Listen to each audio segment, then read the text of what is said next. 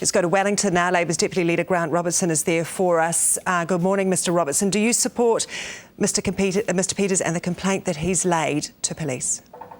Well, it's quite clear that John Key's not prepared to actually get to the bottom of what happened here.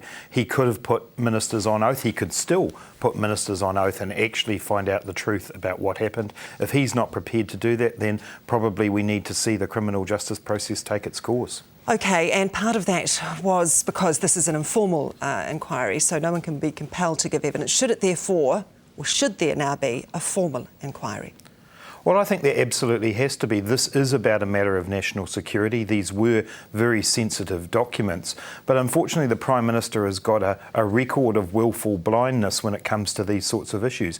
He's the person who refused to read the police report into John Banks's donations because he didn't want to know the truth.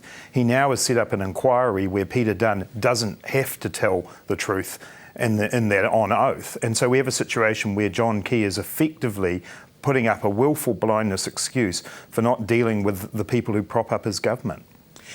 Is what Mr Peters has just alleged to be in those emails, does that make this actually far more serious than what we were perhaps led to believe late last night?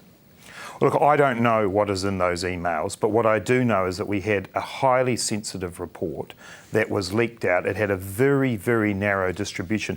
It was effectively being treated like a secret or top secret report, and that got out. If I was the Prime Minister, I would be sitting there saying, this is an incredibly serious matter for our national security, and we need a full and proper inquiry. The fact that John Key hasn't done that points to the fact that he doesn't really want to have to deal with the fact that his ministers, both John Banks and Peter Dunne, who prop him up, are behaving in an inappropriate way.